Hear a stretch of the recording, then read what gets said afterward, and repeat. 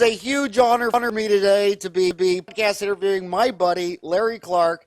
And the reason I say you're my buddy is because you have let so many townies come into your office and talk about that. Let me read the bio just in case there's someone left on the planet who doesn't know who you are. Larry Clark has been involved with the following aspects of dentistry since 1970. Expanded Duty Assistant United States Air Force, PreDental University of Portland, distribution of dental products, development of dental products, marketing of dental products, research of dental materials.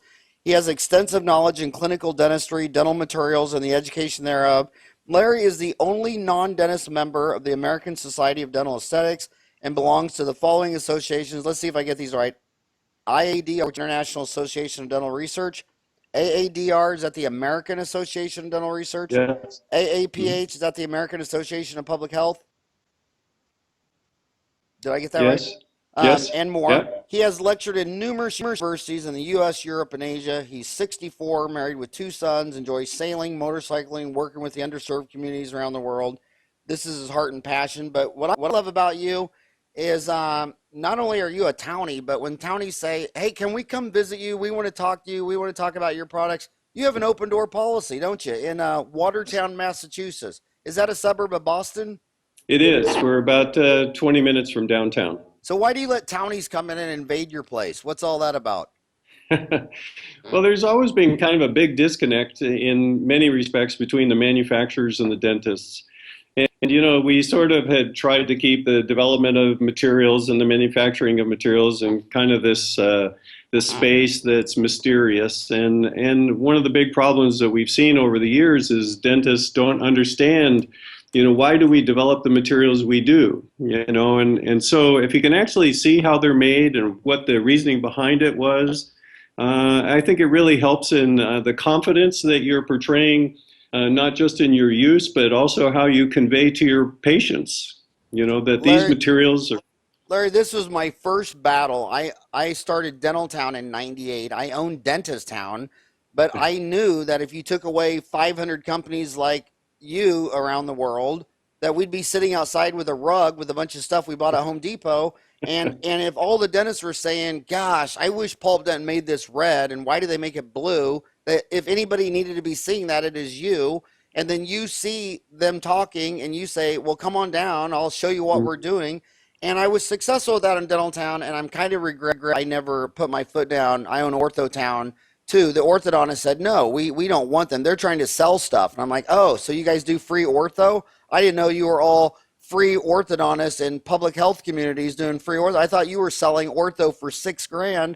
Why do the manufacturers at, you know, ortho companies, why can't they see your discussions? That's imperative for the manufacturers. And you really made Dental Town what it is, connecting manufacturers to the dentist so they can, because we're all in they call it the value chain. I mean, if I'm General Motors and I'm assembling 30,000 parts for a car, I really need the whole 30,000 part value chain to know how their product is interacting with the other 30,000 parts.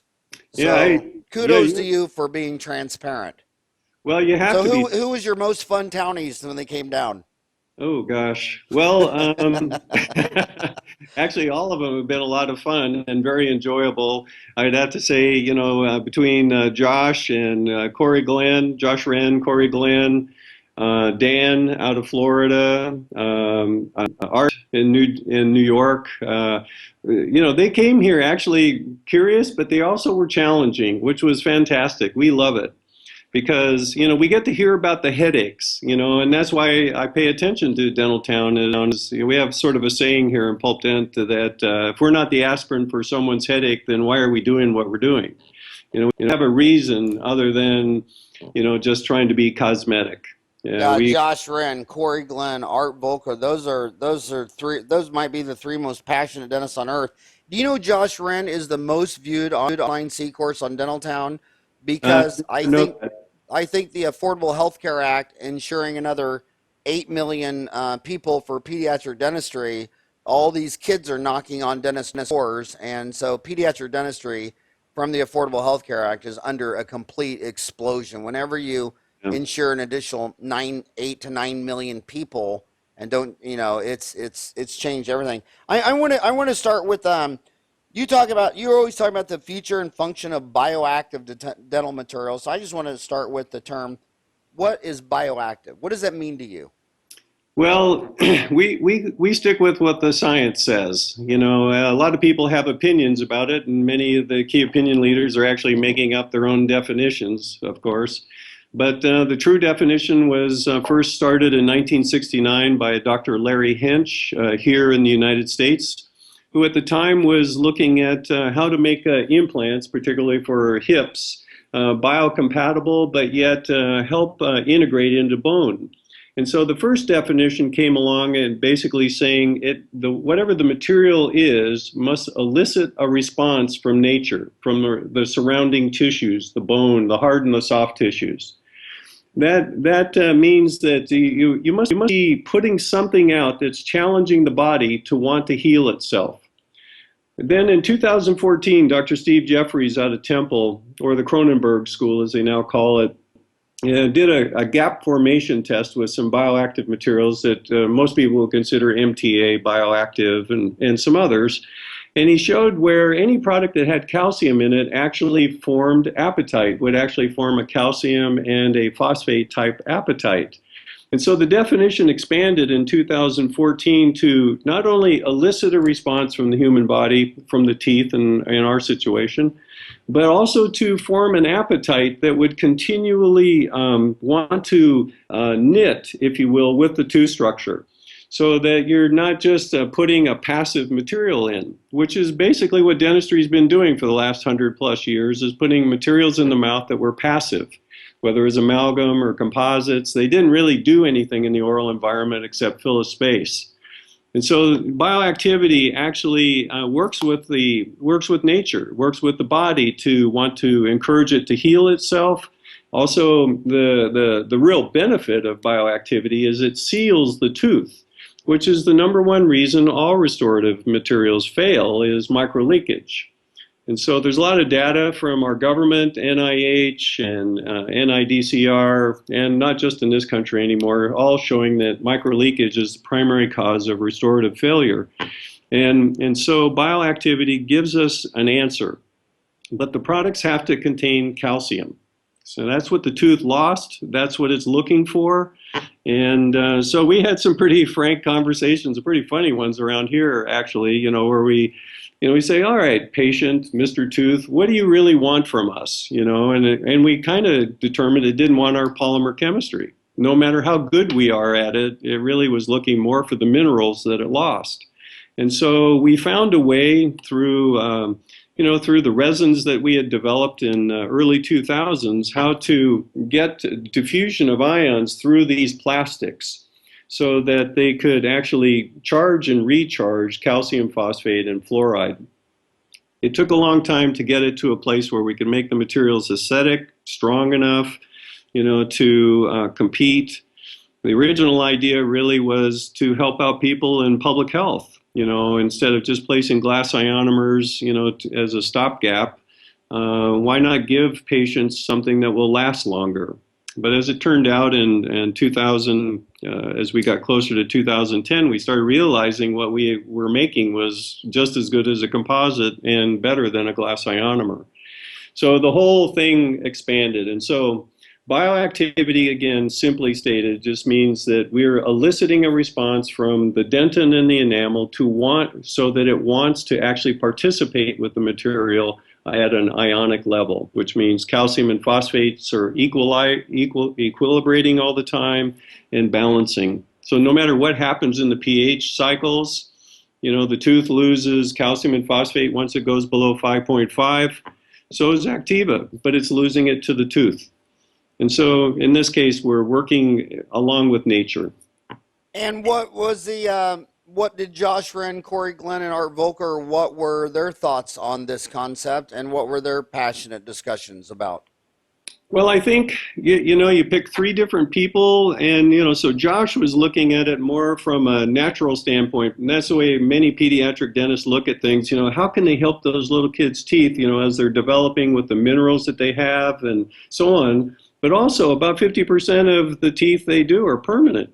And so how much, can they get them, well into the adult stage without, every 7 years having to change out the composite?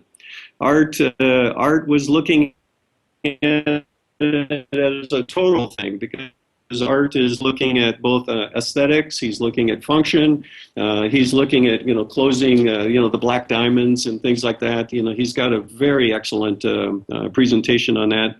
And so he was trying to figure out, how does it work into what I'm doing now as far as polishability, handling characteristics, and so on. And then there was Corey Glenn, who completely threw us a curveball.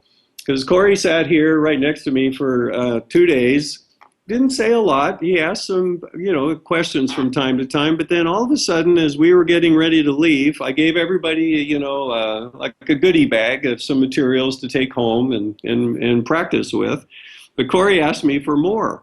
And I thought, well, that's pretty brazen of the guy. But he explained that he was going on Monday morning. He was here on a Friday. On Monday morning, he was going to do a full mouth rehab on this older patient, and he thought Activa was perfect for it. And I gulped.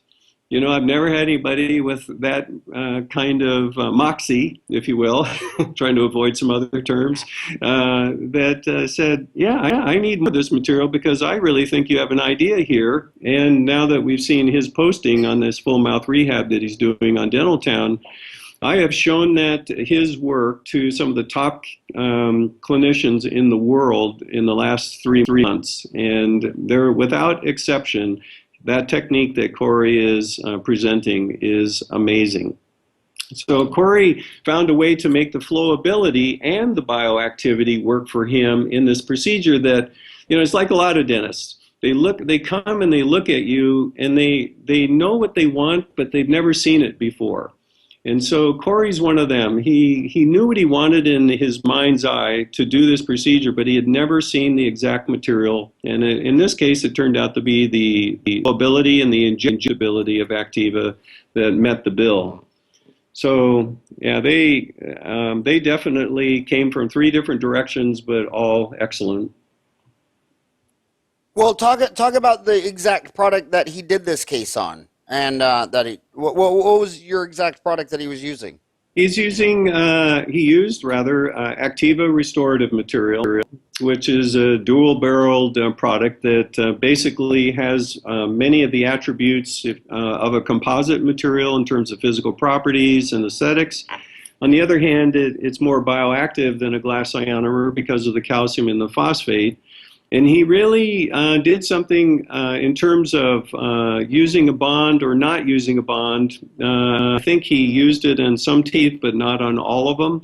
So he just etched. And so he was also looking at trying to create a long-term, transitional material, if you will, not a provisional, but a transitional material, so that he could work this patient into a full mouth, I think, Emax and zirconia, depending on locations. So he really assessed the physical properties, the wear factor. He really assessed the polishability, the aesthetics, and then also the injectability into those stints that he fabricated for the patient. And explain that. A lot of our listeners might not know what you're talking about, the stents. Well, he was opening this gentleman's bite quite a lot. So, as a good technician would do, he on an articulator, he took his models, he formed how he wanted the teeth to look, and I don't know if he did it out of wax or composite, but many dentists do this. So he checked what he wanted for shape, contour, and lengthening. Then he made a suck down, if you will, of the teeth, and this real thin suck down. Then he would then take it, drill holes into it where he would inject Activa, place it over the pre-treated teeth, whether it was etched or bond, and then he would he took a scalpel and actually sectioned in the interproximals of each of the teeth, and then put mylar strips in between to secure the interproximal contacts and some biologic form, which was a great idea. And so then that gave him the ability to literally take the long cannula that comes with Activa, put it into the ports that he had created with small round burrs, and literally do injection molding of each of the teeth. And he can literally, on the video that's I think you guys have and is on YouTube, you can see this entire technique. It's just slick. Saves a lot of time. A lot of questions came to him, about why didn't you use a composite. You're talking about Corey's cases on Dentaltown, and it's on YouTube? Yes. Did you know? Yeah. Did you know the thread on Dentaltown? I think, yeah, it just says full mouth reconstruction, I think. Activa full mouth reconstruction. I can look it up, actually. I think I just had it up a few minutes ago. Yeah, I just sent you an email for it. Did you get my email? Not yet. Oh, I turned off my email so that. Oh, that's okay. So I wasn't interrupted. That now it's back on. But yeah, the link is definitely there, and it's certainly getting views every day, without exception.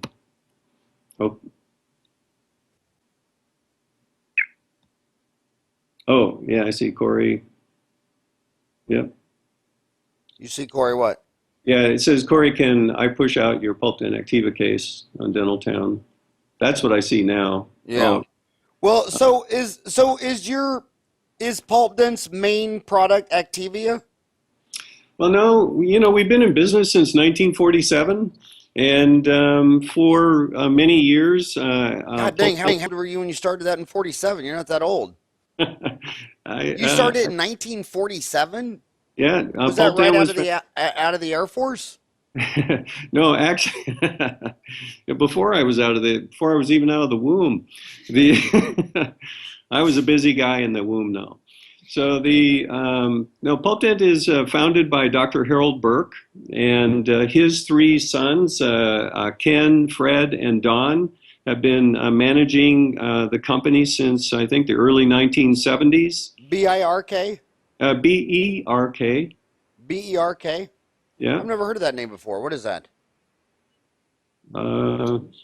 American. Huh. I've never heard of Burke before. No, I love name origination. When you lecture all around the world, you know, you get really how names are so common in certain countries, others. So Ken, Fred, and Don Burke are the sons of Harold Burke. Burke started the company in 1947. Yeah, and it was founded on calcium hydroxide usage. So actually, the very first bioactive materials in dentistry are calcium hydroxide, and which used to be Dical. Yeah, that's right. Right. Yeah, we never made a Dical product because Dical was actually originally formulated to be a temporary cement. But because it had calcium in it and they could put it underneath amalgam, it found more favor than what PulpDent was manufacturing. Who makes Dical now? Is it still a standalone company, or did it merge? And no, it's LD Calc, Dentsupply. Oh, okay. Did LD Calc actually start Dical, or did they buy it later? No, they started Dical. Really? Was that their first hit product? I don't think so. I think they were around for many years prior to that. I think they just were looking like everyone else at the time to find something to put on exposed pulps before the amalgam went down. And so what did you think of Dical? You just said you think it was the first bioactive product because it was releasing it was a high pH and it was releasing calcium. Yeah. And so it was causing the tooth, again, just back to the definition of bioactivity, it was eliciting a response from the dentinal tissues to form secondary dentin. And that was the big selling point, that would actually create a small bridge of secondary dentin and resorb into that bridge. So it was kind of a cool product, but the difference between Dical and what PulpDent was making is Dical never went away. It became spongy, and over time it would compress on top of the pulp because the force of amalgam. The products that PulpDent was advocating at the time were just real thin liquids where the calcium hydroxide would resorb into the dentin, and then they wanted you to put on a base liner of some sort that was more substantial than Dical. So it was two different thoughts. So we never went down the Daikal road because we thought it was an inferior technique underneath our restoration. So we took the high road and avoided it, which cost us probably millions of dollars. But we did the same thing in a couple other areas too. We did the same thing with whitening. We made a decision whitening wasn't all that good for teeth, and so we never made them. And we did the same thing with self-etching primers for bonding agents. We didn't think they were good on enamel, and that's where the best bonds are, so we never made those either. So instead, we stuck to what we do know, and that's minerals. And do you think is it possible to have dentistry without a bonding agent? Yes, I do. And I think for a number of reasons, but part of what has to happen is the manufacturers, we all have to have a different mindset of how we work with a living substance called dentin. Basically what we're doing with bonding agents, we're trying to bond to the dentin, but we're really in essence mummifying the dentin. And dentin is alive, and so the dentinal fluids, tend to fight bonding agents. The bonding agents create issues, whether it's acidic or whether it's a pH. Whether it's a pH issue or whether it's a solubility issue, and over the last 10 years, everybody's been trying to solve all the MMP issues with bonding agents, and it's really still the same as it was, 10 to 15 years ago. So nothing's progressed. Explain MMP to our listeners. MMPs are the metal proteinases enzymes that come off of collagen when they experience an acidic environment. In other words, the minerals literally come out of the collagen and collapse the collagen. And so trying to what we're trying to do is help remineralize the collagen that's been infected and or affected by caries or an acidic environment. And so we're trying to do the opposite. We're trying to work, by re-nourishing the tooth structure versus just trying to plastic coat it and get some retention. And do you think this is a game changer? Do you see your products and techniques gaining momentum against the very solidified resin market? I mean, glass ionomers never really took off in America. I mean, it seems like their biggest fans are in Australia, New Zealand. Would you agree? Yes, yeah. And I think it's cultural. I think it's because the biggest glass ionomer legends, Jeffrey Knight, Graham Milicic out of New Zealand, Jeffrey Knight out of Australia. It seems like their biggest fans are around those product champion leaders who love the stuff. Glass ionomer never really took off here because why do you think glass ionomer took off in Australia, New Zealand, and not the United States? Well, I think it's a very different mindset there and in Europe as well. I lecture a lot in Europe and Asia, North America, and whenever I had the bioactive discussion in Europe, it's always at a higher level than what I experience here in the United States. They understand ion exchanges. They understand the whole idea of mineralization and dentin versus just trying to gain mechanical bonds. It's just a different mindset because glass ionomer taught them that. If you look in the literature, actually, over the last 15 to 20 years, you'll see glass ionomer referred to as having bioactive properties.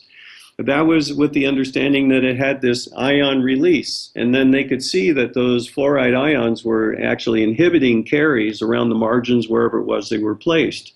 Here in the States, the people that are using glass ionomer the most are using it for two reasons. One, for preventing sensitivity like a base liner, like Vitrabond or Fuji lining cement. And they'll do that, then put a composite over the top. Or they may have a higher caries risk patient, so they may carry that glass ionomer out to the margin and then do an open sandwich technique because they want that they want that fluoride doing its magic on the outside, but they'll still put a composite on top. So I think they understand the benefits of the glass ionomer, but we're very much a bond and resin country. There's no question, and I think a lot of it has to do with manufacturer influence as well as KOL influence. So you ever talked to the KOL? Who do you think the biggest glass ionomer key opinion leaders are? Do you think it's Graham Milicic out of New Zealand and Jeffrey Knight out of Australia? Without question. Have Yeah, you without question. and have you ever got sat down at dinner with them and had a spirited debate about Activia versus Glass Ionomer? I will in January. I'll be there in January to go mano a mano, if you will. But they've all are aware of Activa. They've looked at it, but they're diehard. I mean this in all honor. They've had tremendous success with glass ionomer. We just know that we solved the biggest problems of glass ionomer, and that's the solubility issue and the aesthetics issues. So we've made them not just look better, but we've made them last a lot longer. So we think we have a better mousetrap. That wasn't the intention. The intention was to really make something more holistic, that would benefit every dentist, whether they used a glass ionomer or a composite. Well, I climbed the tallest mountain in Africa, Kilimanjaro, and then I went and climbed the tallest mountain in Australia with Jeffrey Knight, Mount Kosciuszko, named after some Polish explorer. And I just want to tell you that we made it all the way to the top of the mountain without using glass ionomer. And I want to say that he was in twice as good a shape as me. God, he's an amazing guy. But you're right. I do think American dentists are more drill, fill, and bill with an eye towards cosmetics. And a lot of other countries, I think, are more thinking of preventative dentistry, preventive. It just seems like when you go to Europe, it's more about how do we prevent all this disease. And it seems like when you come to America, it's how do you the highest assembly line productivity of drilling out decay. And it seems like Europeans and Asians think more about why does this even have to be here, and what can we do to prevent it? You're on the money. I spent most of March in Europe, doing research, lectures, and went to a couple exhibitions, study groups, and then I just came back last week from 2 weeks in Asia, doing the exact same thing. And it's so refreshing, to talk to people who, like, all right, how can we stop this micro leakage? How can we help our patients have a better experience, on a long-term aspect with their restoratives? So we're trying our best. We have a lot of things in the pipeline. We just received another 510K this past Monday, for another generation of Activa. And so we're going to continue for years to come in this arena, and we think others are going to come into this arena as well. I don't know how you can not look at it. We know bioactivity is one of the top things that everybody likes to talk about out in the industry, but very few people are really taking the time to address it, other than in endodontics and or what we're trying to do with restorative dentistry. Well, I want to switch gears here because, I have my own buddies, and when I told them I was talking to you, I asked them what they thought of bioactivity. Now, for full disclosure, there was everybody was drinking a beer, and there were shots of Patron involved, but they actually thought bioactivity meant that the filling had something in it to kill Streptococcus mutans. And so I'm gonna ask you. I'm going to ask you a question that has 10 questions inside it, but starting with amalgam. True or false, do you think amalgams, again, this can be a long question. True or false, do you think amalgams last longer than resins? It seems to this older dentist like us that, amalgam is metal, resins are plastic. Amalgams are very antibacterial. Hell, it's half mercury, half silver, zinc, copper, tin. Silver nitrates used to prevent decay. Tin, stannous fluoride. So it seems like the whole amalgam is antibacterial. And again, I'm saying this because all my friends last night, they all thought that you were making something that it was a bioactive, that activity would have been a filling that would retard against Streptococcus mutans. When you say that fillings fail for a microleakage in bacteria, I mean, microleakage is the primary cause. To me, it looks like the primary cause of failure is that we build a wooden barn and it's all eaten by termites. We put in a resin filling and it's Streptococcus mutans eats the whole thing out. So do you see the future of bioactivity of returning us to amalgam, which seemed to have a bacterial static effect underneath the fillings? I mean, you just don't see. And again, I mean, come on, I've been doing this 3 decades. Decay under an amalgam seems to be small. Yeah, decay under a resin filling, it's mush. I mean, my God, you're yeah, putting a number four round bird just taking out mush. yeah, So yeah. so is bioactive have is just that just a response with these minerals for a pulp response for secondary dentin? It will, or is it going to have a response against retarding streptococcus mutans? Is because I would think the future of a filling material would be something that you'd put in there, and when streptococcus mutans come by and say, "I'm going to eat this thing out," put mush underneath it, it'd kill them all. Well, first off, there's a lot of Was that the longest question you've ever been asked? no, So just my wife could outdo you. okay. Well, rant on everything I just said. Well, first off, there's a lot of data to support the fact that composites have the half-life of an amalgam, not just in this country, but in Europe as well. Why do all Americans deny that? Okay, I know all my homies. They're all going to say, "Oh, well, yeah, Larry, yeah, because that guy did it shitty, but I did it with a rubber dam and a isolite, and Yeah. I laser troughed it, and in my hands, they don't fail. I have composites that are 20, 30 years old." Rant to that. I That's what they're hear, saying. I can hear them yelling it in their car right now. yeah, no, I'd be laughing too. Yeah, the truth is, if everybody did all those wonderful things, it would be a different day. But it's just not normal. You know, like when I go to Europe, for example, I can't do a lecture unless I'm showing clinical cases only with rubber dam. But then when you ask anybody how often are you using rubber dam, you know, it's just like here in the States, it's like 1 in 10 maybe. And so, you know, well, how about, what do you call it? The other products that remove Isolite. saliva. Yeah, isolite. Yeah, I'm a big fan of isolite and any product that can, you know, help contain the moisture. Back to your question, though, about strep mutans is, you know, we did some early studies, you know, on the effect of Activa and strep mutans, and I can't say that it kills them, but I can say that it affects how they form. And that's we're at a very high level discussion now at University of Oregon with Dr. Jack Faircane. He's doing a lot of work in this regard with composites and Spell his last name. Ferracane. Yeah, it was almost Ferran. I'm Farra, and he's Ferracane, and he's in Oregon. Yes, he's at the University of Oregon. He's a PhD, and they have very specific testing that they do on how biofilm and strep mutans form on restorations, and then how they migrate into the gaps between the restoration and the tooth.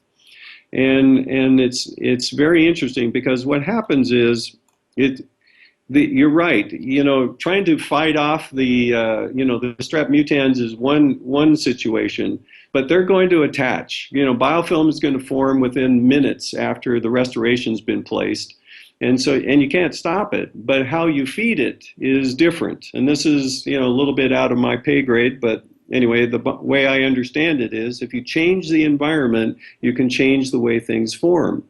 But on the other hand, what's happening is as these gaps are forming between the composite and the tooth, there's like a hydraulic effect, if you will. So the biofilm is actually being drawn into the gaps. And so as the biofilm is being drawn into the gaps between the resins and the tooth structure, it's demineralizing the enamel first and then obviously into the dentin after that.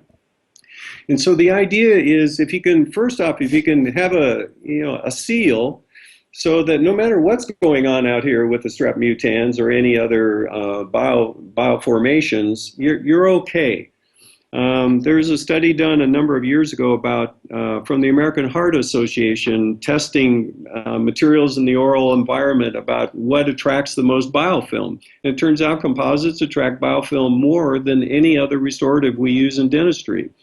And so, you know, and I always thought that was kind of silly because here we're using these resins to actually seal children's teeth, you know, and yet we're attracting biofilm right to those places. You know, so we're not there yet. None of the resin companies are anywhere near the ability to dissuade biofilm from forming and then having strep mutans attach. We're a long ways away from that. Well, tell me if I'm right or wrong. I was taught this in dental school that, you know, all my restorations are gold, and they were saying that, when you use a high, I have 7 inlays on lace crowns on my teeth, that when you use a high noble gold, that the surface electricity, the static electricity, whatever, repels decay. You're right. And that amalgam, that when you put in a restoration, it's half amalgam, half silver, zinc, copper, tin, that actually the tin ions flying out of that thing was the most antibacterial. And then if you take a electron microscope view of an amalgam or gold, I mean, where are you going to live? But then when you look at a composite, that you don't have any of these antibacterial properties, and of course, it looks more like a honeycomb patch surface, and of course, bacteria would live there. There wouldn't be any high energy. There wouldn't be tin ions flying out of it. I mean, I really think deep down inside, the cosmetic dentistry revolution that I lived through between 93 and 2000, that correlated when the stock market went from like nothing to, I mean, hell, the NASDAQ was like 50, what was it, 5,800 before it crashed. And everybody was rich, and everybody was pulling out all these amalgams, and everybody wanted all this plastic crap in their mouth. But then they went home and had a Mountain Dew and didn't brush or floss. And 6.5 years later, they have oatmeal underneath it. Yes. Well, and for those that are riding along in the car going, well, I'm using chlorhexidine glutenate, I'm using different, like Gluma, or different antibacterial products to kill the bacteria. I still would be willing to bet that several years later, even though they used a disinfectant, the leakage caused the problem. Because those, CHD doesn't have a long lifetime in terms of its effect to kill. It doesn't continue to kill over time. This is one of the things that is just coming into the States right now is silver diamine fluoride. And silver diamine fluoride, a lot of people are looking at it, Josh Rand included, and is that, gee whiz, now we can put some silver down there and we can have infinity killing going on with these silver ions, but unfortunately it turns the teeth black. Black is, yeah. And who's bringing in that silver diamine fluoride? It comes through a really good company named Elevate Oral Health, which is out of Florida. They're really good people. I've worked with them over the years. They're people you can trust. They do very high level education. But what they're bringing in is had been used in China and Central America for decades. And Russia. Yeah, absolutely. It works. It definitely arrests caries. What was the Russian root canal? It was a paste. The Italians were using Sargenti with paraformaldehyde, but the Russians had an arsenic arsenic paste, and it turned the tooth jet black. But my gosh, I never. There was definitely nothing living inside the tooth. Well, we as Americans tend to think of killing bacteria like we need an atom bomb all the time, or at least as Ted Cruz would say, maybe we need a carpet bomb. But we really believe here at Pulp Dent there's such a thing as good bacteria and bad bacteria. So I want to go back to clarify something on your comments. When you said amalgam, the research amalgams last twice as long as composites, it sounded like you were saying, yeah, but that's because only 1 out of 10 use a rubber dam. But if every composite was done like Corey Glenn or Art Volker or Dan from Florida was doing, isolation, rubber dam, retracting the tissue with the ADM laser from Alan Miller, or and it was just done perfectly. If every posterior composite was done perfectly, what do you think the life expectancy of a posterior composite versus amalgam would be? I think it could be a lot closer, probably in the 10-year range, maybe 12, but a lot depends on the composite. Again, the adhesive is the weak link, but then you have all the thermal effects. You have the expansion and contraction of composite versus tooth structure and so we talk a lot about shrinkage upon polymerization, but we don't think about the constant battle between the tooth and the restoration over time. And so enamel prepping has to become more important than what it's been. So a lot of what we talk about, and everybody that's come to Pulp Dent will know that I I share David Clark's techniques for the cow lily type preps for more enamel and less dentin, because from an engineering standpoint, it makes much more sense, and you're reducing less tooth structure, and you're bonding to something you trust. You know, you trust enamel, you don't trust dentin. And so, you know, we have to make some changes ourselves, really, for composites to get up to the lifetime of an amalgam. And then they have to be easy to place. And right now, they're not all that easy to place. So that's why bulk curing is, you know, maybe the real hot topic in dentistry is, you know, how do we get that stuff in there fast enough, cure it, and get out of there? And that scares us as a company for a lot of reasons. We'll talk about those reasons, because that's the message they're all hearing in dental media. Well, you know, it's not about time. It's about saving teeth. You know, I came from a background of dentists who trained me that were truly healthcare professionals. And you're right, the aesthetic party that we had for all those years was a big boon, you know, as far as economics, but we sort of took our eye off the ball, you know, what our ultimate mission is as healthcare professionals. And so when you're bulk curing composites, there's a lot of heat generated, not just by the curing lights, but also by the materials themselves, called an exothermic reaction.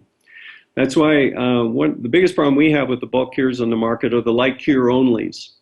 So unless they're curing like 2 millimeters first and then creating an inhibitory layer and then bulk curing after that, we think there's a lot of harm being done to the pulp. And so the heat of the materials, that's why I think bulk filled materials need to be dual cured, because they don't generate as much exotherm as light cure only resins do. The other is you know, the packability and not getting voids in the restorations. That's a key element. You see a lot of sensitivity come back in strange verses from the patient. You know, like, I'm biting on it. It doesn't hurt all the time, but every now and then. And we see a lot of that as a result of voids in the materials from trying to go too fast and get the material in and get out. And then light curing devices, there's a lot of recent research showing that there's hot spots within the beams of the LEDs that could be elevating the temperature of the light up to 4,500 milliwatts, nearly 3,000 milliwatts higher than a typical light. And so you're creating little tiny hot spots in the curing of the restoration. And then also there's the angulation of how you hold the lights. You know, oftentimes when we're curing, you know, especially when you're working on a mesial, doing an MOD in an upper molar, and you can't really get that light to the mesial deep box, you know, so you end up with a shadow down there, you know, where the light couldn't get. And so, you know, those resins take much longer to polymerize, and so there's sensitivity issues that can be involved, and then just lack of polymerization. I think we can do better. But you know, that's what we're working on right now, is to you know, bring a better concept to bulk fill in a way that not just saves time, but is also a benefit to the tooth and to the patient. So, you being a suburb of Massachusetts, do you do anything with Boston or Tufts? We do a lot with Tufts because Dr. Burke, who founded our company, was their first pediatric professor and was the only pediatric professor since for 62 years, I believe. And then we have a lot of involvement also with Foresight, which is a research institute here in Cambridge. We do things with Boston University and also with Harvard. But more with Tufts, just because of the long time relationship. But we have relationships with about 15 dental schools here in the United States and about 10 around the world that we're working on everything from physical property testing to animal studies to whatever. So Harvard has a dental school, but Forsyth is, I thought Forsyth is associated with Harvard. Isn't it Harvard Forsyth? Yes, Do they have a dental school or just research or just grad programs? Just grad programs, mostly in public health. So Harvard has a dental school, but Harvard Forsyth has research in public health, and then Yeah. Boston and Tufts. Man, that's just a dental mecca, isn't it? Yeah, it's great. I mean, you've got all these minds and all these young people that you can, run ideas by, and there's newer thinking. It's a great place. I remember whenever someone says Boston, I'm sorry, but I always have to giggle because I remember lecturing there so many years through the Big Dig project. There was for you guys listening, there's Boston is really the oldest city. I mean, you go to restaurants there and you walk into. I remember walking into a restaurant above the doorway. It said built in 1601. Yeah, yeah. I mean, that's just unbelievable. So they had to retrofit an interstate system in one of the oldest cities in America. It'd be like going back and putting freeways in London. And they said it was going to take a few years and a few billions, but end up taking what, twice as long and twice as much money. And we took money from everybody in the country. We were proud. But that was a huge undertaking. So how's the Big Dig now? Now that it's all done and all that, is it good? It's just as crowded as every other street, every other tunnel in the city. I mean, it's been a huge asset. Boston is now more of a walking place. You don't have, like Chicago, you don't have the L going over your head with all the noisy trains and things like that. So it's become more of a people's place. It's nice. I want to switch gears now, and I want you to talk about the IADR and the AADR. I just have a feeling a lot of my homies listening aren't familiar with those. What is the International Academy of Dental Research? What is the American Academy of Dental Research? To talk about that. Well, this is where you find, for the most part, you can go and find original thinking. Because, unfortunately, a lot of research over the last decades has been, commandeered by the manufacturers because they had the money. But there's still a lot of free thinking going on about how do we solve this issue or this issue or this issue. So you see, oftentimes it's kind of like a prophetic view of what could be coming in the next 4 or 5 years. But on the other hand, they'll have poster sessions that, you'll see one school did a study comparing one bulk fill or 3 bulk fill products against 3 other bulk fill products. So you get kind of both. You get current industry studies that are independent of the manufacturers. They may be sponsored by the manufacturers, but that doesn't necessarily mean they had a say in the study. It just means the school didn't have any money. But the AADR, I just got the phone about an hour ago with a prominent university down in Georgia, and they offered to do all the student research for free, just so that they could test the materials before they come to us with seeking a grant to do more studies, which is like it used to be when I was growing up in the business. But the AADR and the IADR help keep us honest, because that is third-party information that, for all intents and purposes, has a lot less bias. And so you don't always like what you read, but you got to read it. It's the good news and the bad news some days. And but you can I go there because I get a lot of ideas from these sessions. I was learning about 3D printing 2 years ago. Now it's getting to be the up and coming thing. So I tend to get to see things before they ever arrive in the market. And I wish more dentists would pay attention to the research because basically we don't trust marketing very much. So we think you need to look at the research to find the truth. And so there's the Academy of Dental Materials organization. They meet once a year. They're worldwide, along with the IADR. And then and every country in the world has their own version of the AADR. So it's wonderful to see students involved in research and dentists involved in research. So the International Academy of Dental Research has a country-specific program in almost every country? Absolutely. Hundreds of them. Yeah, and what's the chance you could get a room full of dentists to all agree on anything? On Dental Town, I've never seen it. I don't think we could convince them that today is Tuesday.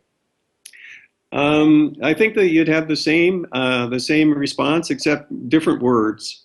They tend to be a little too polite sometimes. And then talk about what is AAPH org. Well, we do Pulp Dent. When we turned 60, we decided, the three brothers and I are all over 60, so we decided to give back. And so we became involved in public health.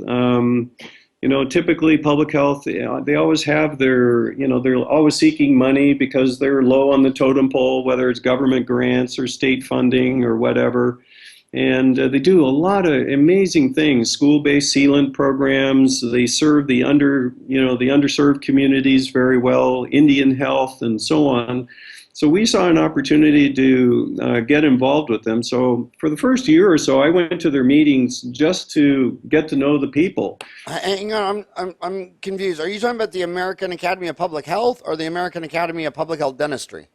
Well, kind of both in a way. I'm trying to paint a picture of their mindsets. Their mind is all about more of a social change and bringing about an overwhelming change in caries and patient outcomes and things like that. So they tend to think about communities, not just a patient or their practices. So they think very global. They think very big. I've never met a more educated group of people and a finer group of people ever. And they make you want to develop materials for them to help them in their projects, because most of the time they're trying to make regular manufacturers' products work in very compromised positions, like in the jungles of some country, where they're trying to do dentistry with a child's head in their lap. And so we've actually worked with them a lot to develop materials or different techniques for them to facilitate better dentistry in the most strangest environments. The other thing we do is we do a lot of donation, for them, for school-based programs. And, we love doing it because they do so much good around this country and others. Oh, so now you tell me, now that I just had my last kid graduate from college, now you tell me you have donations for school-based programs. You don't tell me this till after I put my 4 kids through school. Well, your son sent me something to stay away from. I failed. But yeah, I think that's where you and I have so much in common. I mean, it's fun to help dentists and their patients in the 20 richest countries to be better, faster, easier, higher quality, lower cost. But man, when you help someone in the poor countries, it's just because the richest 20 countries, here's the most mind-blowing stat. In the 20 richest countries, you have 5 physicians for every dentist. And in the 50 poorest countries, you have 5 dentists for every physician. When you go to poor countries, it's kind of like when I was little. Every time some older person died, and you say, well, how did they die? And they just say, well, hell, he was 78 years old. They just died. There wasn't autopsies like in poor countries. People just die. They're never going to get treated for prostate, breast cancer, colon cancer. But a flaming toothache, something they can't eat, they can't chew, that we can work on that. And then when I watch that and you see them sitting in a dental chair, but they don't have a cuspidor, they don't have suction, and they're spitting into a 5-gallon pickle bucket, a plastic that used to be filled with paint or something. Now I always talk about this story I saw in Africa, which I tell the Americans, quit bad-mouthing amalgam, because he was so proud of his composite. And this lady sat in a chair and she had a cavity on the buccal, and he was drilling into it.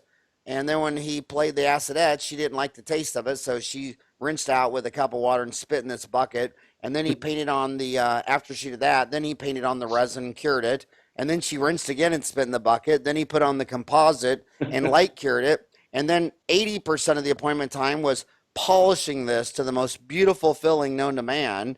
And I'm just sitting here smiling and everything, thinking, oh my God, this all contaminated. It was all just a big waste of time. And if that just would have been an amalgam, if you don't have isolation and so yeah, it's a big, broad world. With it's 2 million dentists around the world. Yeah, in Asia, I was in Singapore for a meeting, and I met with clinicians from Vietnam, Cambodia, Bangladesh. You know, you think of some of these places in the extreme poverty. You know, when you're telling them what you can do, and you see tears come to their eyes, you know, just they're just so thankful, and that's something that seems to be missing from a lot of us nowadays is just being thankful. I've been fortunate to go on trips and do dentistry in jungles and with these people just to watch how it works, so I can learn if there's things we can be doing, you know, to help them with their experience. You know, it's so rewarding. Those are the things I really hang on to. Well, how do my homies, if they have questions, how do they get a hold of you, or do you give out any contact information? Yeah, on all the postings I do on Dentaltown, it's LC Pulp Dent. I don't try to hide who I am. It has all my contact info, email, even my mobile phone number.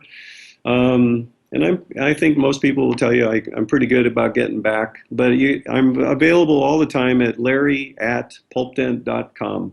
And your county name is LC, LC, LC Pulp Dent. and the Larry. LC is for Larry Clark. Mhm. And again, you just epitomize the spirit of Dental Town. It's not Dentist Town. Like I always have hygienists and office managers and assistants saying, "Well, can non-dentists go there too?" And it's like it's not Dentist Town. It's Dental Town. My definition is you can only be on there if you work full time in the dental industry. We don't want any consumers. This isn't a place for 7 billion Earthlings to say, "Hey, I got a spot here." You know that. Yeah. So everyone that registers on Dental Town has to be verified and approved, and before they can go to the message board, they can go to the magazine, they can go to press releases, they can go to the classifieds, but they can't go to the message boards where everybody's talking until we verify who they are, and then we ping those emails. So if your email all of a sudden doesn't work, then we freeze your account because Mhm. we want to. And the reason, by the way, we get a lot of complaints that, well, I posted a case. This guy was criticizing it, but he was anonymous. And, you know, so many people don't want any anonymity. But the problem that I feel as the owner of this, I mean, Dentaltown is private property of mine, is there has to be a place for a dentist to ask a stupid question because I've noticed in lecturing, you say it every time. Does anybody have any questions? No questions. Okay, go take a 15-minute break. Then 50 people rush you with a question. And so everybody, I notice on Dentaltown also there are duplicate accounts where when I want to show off, I'm Larry Clark, and here's my great Yeah. case, and then they re-register for a artificial name. When they ask a dumb question or show a failed case where they need help, then they're Dr. Smiley Tooth. Yeah. And so I understand the human condition. That's why we allow anonymity on Dentaltown. There's got to be a Well, place. And it, who always is my champion of anonymity when these debates on Dentaltown get so big is my dental mother, Rella Christian, who's a big researcher. And she mhm. says, Howard, she goes, the biggest service you're providing with Dentaltown is that place to ask a stupid question. And Oh, if you make yeah. everybody say who they are and what their address is and where they Yeah. live, especially specialists, they're afraid if they post a failed root canal, an endodontist is afraid that he will lose referrals. Yes. So Yeah. I've seen the duplicate accounts where here's my transparent name when I do good, here's my anonymous name when I messed up. And I just want to end on the fact that I really love your spirit of transparency, merging the dental manufacturer with the dentist, having an open door policy, letting some of the most famous townies come into your place. And I still don't know how much of it was actually talking about dentistry and how much of it was drinking beer That all took place the night before. the night before. And who Yes. drank the most beer? I'm going to put my money on Artie.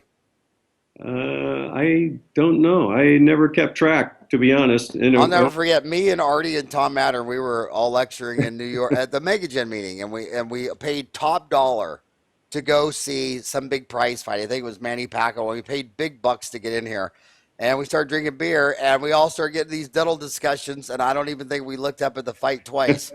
But that's how passionate those guys are on dentistry. But hey, Larry, thank you so much for giving me an hour of your life. Thank No, you for thanks. sharing so much on Dentaltown.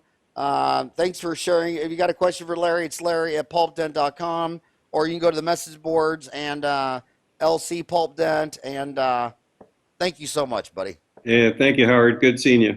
Good seeing you. Bye bye. Bye bye.